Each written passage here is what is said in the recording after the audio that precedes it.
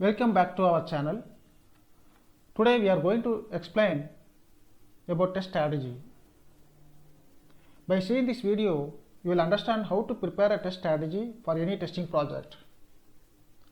And also, you can use this as a template for preparing a test strategy document.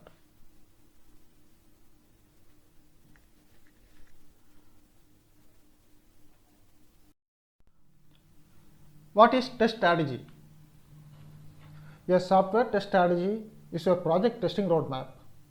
It is the bone that holds your project together and should be written for and accessible by every member of the project team. It is to define and agree the approach to be taken to testing, what type of tests are to be run, and how they are to be specified and recorded at the outset of the project. It will act as a testing reference document throughout the life cycle. It is a high-level document and usually developed by the project manager. It is normally derived from the business requirement specification. It will be used to define the various high-level test activities, test phases, entry-exit criteria between phases, and the overall sign-off criteria for the entire testing, and the strategy is to achieve the testing objective. Major activities carried out during test strategy level. Activities carried out at the test strategy level are: identify suitable engagement and delivery model, define test objectives, scope of testing, testing phases and activities, define test organization and role and responsibility of individual in the organization, review business requirement and system requirement to identify test items, define testing process and procedures, establish configuration standards, defect management and change management procedures, identify suitable testing tools, techniques and practices,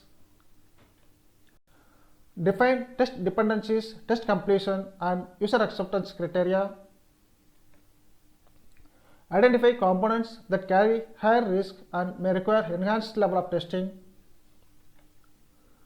During test planning phase, the activities carried out in test strategy phase will be detailed and more application specific data will be gathered. The above details along with the schedule of the project will be documented in the test plan. Topics that are covered in the test strategy document: document purpose, project overview, scope, test approach, test deliverables and approvals, risks, assumptions and dependencies, testing tools, suspension and resumption criteria, test management, bug tracking approach and control procedures. First section in the test strategy document is document purpose. We have to add the purpose of the document in this section. For your information, we are helping you how to write this section. The purpose of the document is to define the test strategy for all the phases of testing.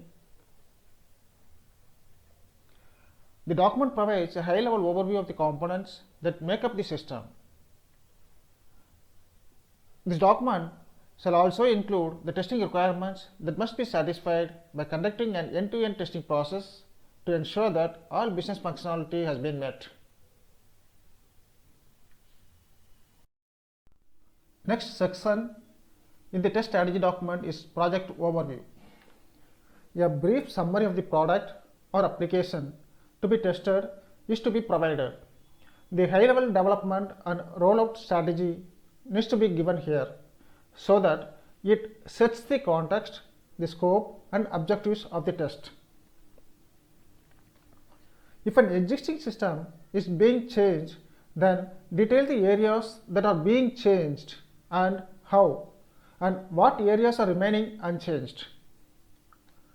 This will help determine which parts are to be tested thoroughly and which ones to regression tested. Next section in the test strategy document is scope. Scope has both in scope and out of scope. In scope, we need to list out the features that are going to be tested as part of the testing. A sample table for your reference.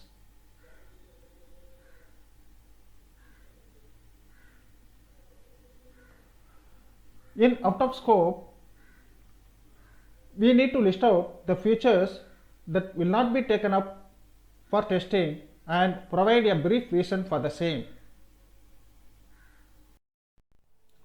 Next topic in the test strategy document is testing approach. A detailed explanation of this topic covered in a separate video. Attach the link for your reference. Please check for details. Now, we will provide you the list of topics covered under test approach. Application functionality, application interfaces, test strategy, scope of testing, levels of testing, test design strategy, test execution strategy, test data setup, test environment setup, hardware environment, software environment, test completion criteria, and critical success factors. Next section in the test strategy document are deliverables and approvals. Testing deliverables and approvals required from various stakeholders. Sample list of deliverables. Test strategy document. Deliverables for integration testing. Test plan document, test cases, test results, and test summary report. Similarly, we need to prepare same kind of deliverables for system testing, system integration testing, and user acceptance testing. The last deliverable is test report, which will include metrics on test progress, test effectiveness, test efficiency, and defect containment in each and every testing stages. Next section in the test strategy document is risks. In this section, you need to provide the risk details that are identified in your project. For example, the testing phase may get delayed from the original plan due to late start of the testing team. Any unusual activities apart from testing deliverables may create risk in terms of deliverable time. Delay in build from any one of the development team may impact the testing time frame. It is mandatory that all the individual development teams need to deliver the build in time to testing team in order to execute the integration and system testing. Test environment instability would delay testing. And the last, lack of support of the development teams for troubleshooting, correcting, and retesting of the system discrepancies. Next section in the test strategy document is assumptions. In this section, you need to provide the list of assumptions that are identified in your project. For example, requirements and business rules are stable for the duration of the testing period. The test data will be in place. It should be provided either by client or development team. Both hardware and software systems will be operational and communicating. The testing team will conduct end-to-end testing in software. which closely mirrors the production environment. All the development modules complete their unit and functional level testing successfully prior to the beginning of the integration and end-to-end system testing. All the applicable interfaces will be unit tested successfully prior to start SIT testing. And the last, the testing team can execute only those test cases for which test data is available. You can add any number of assumptions you identified in your project and complete this section. Next section in the test strategy document is dependencies. In this section, you need to provide the list of dependencies that are identified in your project.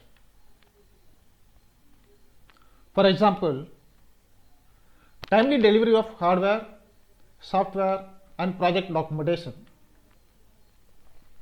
With every change in the development schedule, dates for system testing and system integration testing must be adjusted by the project manager to allow the testing team to have sufficient time to perform the required amount of testing as agreed upon. The change in schedule or scope of testing should be communicated and agreed to by the test manager. The changed schedule should not impact the number of days agreed upon for testing or retesting. An updated work plan should be made available to the testing team to ensure that the testing duration is not being compressed. Next section in the test strategy document is testing tools. In this section, you need to provide the list of tools that are going to be used and for what purpose. For example, ADO for test management. If you have a plan for test data generation, then highlight the tool preferred. For your reference, we mark EMS data generator. If you have a plan for performance testing, then highlight the tool preferred. For example, JMeter for performance testing. Similarly, if you have any plan for automation testing, then highlight the tool preferred. For example, Selenium for automation testing.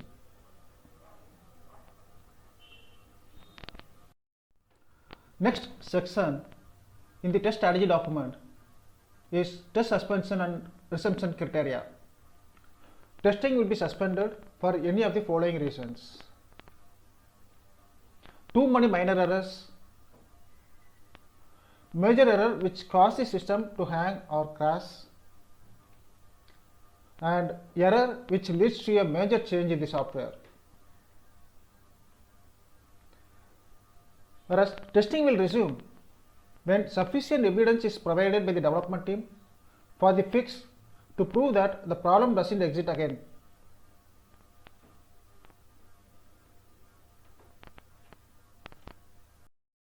Next section in the test strategy document is test management. Test management is a vast topic. We will provide a detailed presentation of the test management topics in a separate video. Now, we provide the topics that are to be covered for your reference.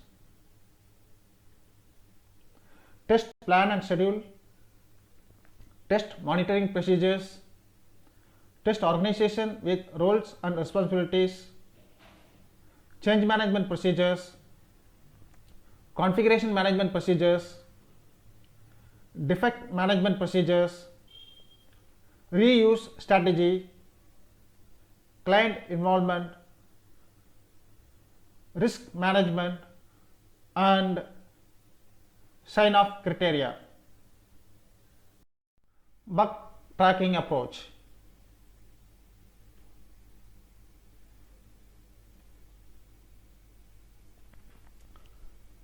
First activity in bug tracking approach is defect reporting. The testing team need to enter the defect information in the test management tool. Next activity is setting the priority and severity for the defect. Testing team need to categorize the defect and analyze the impact of the defect on the system. Then set the priority level. Then assign it to the development team with a time frame and track the defect.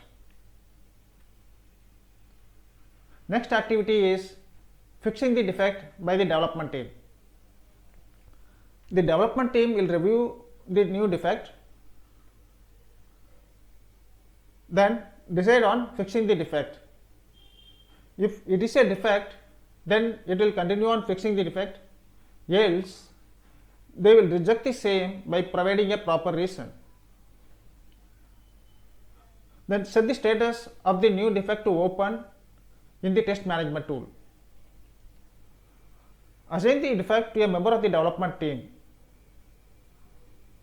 The member of the development team will identify the cause of the defect, then modify and rebuild the application as per the requirement.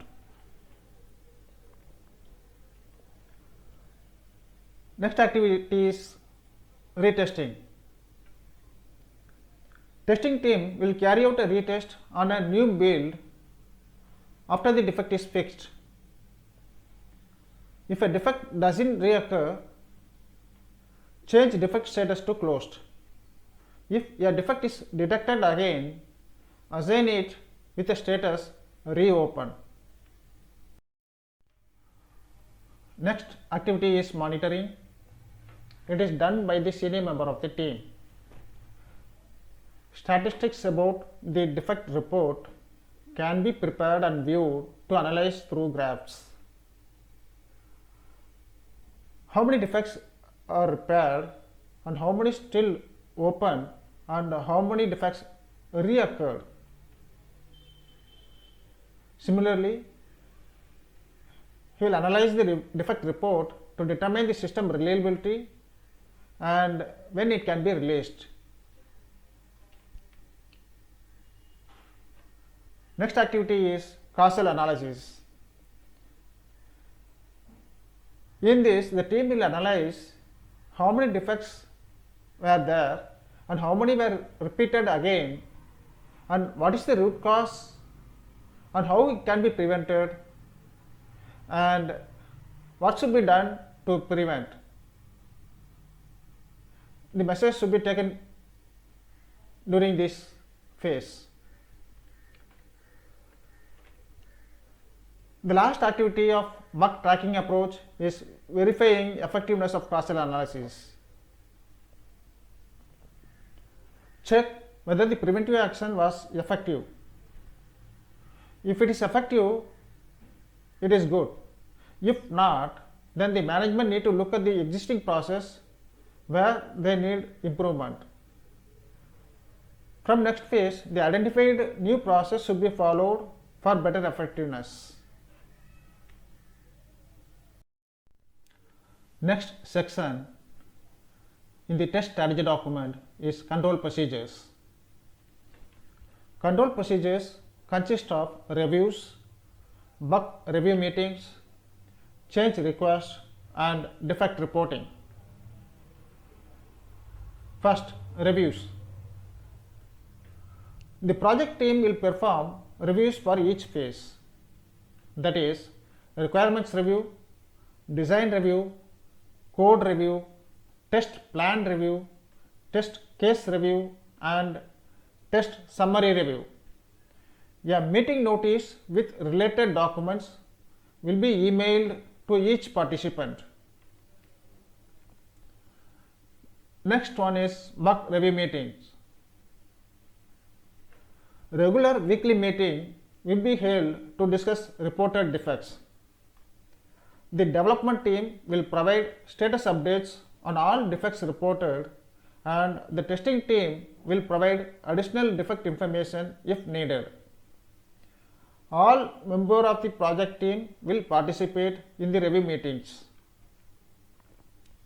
Next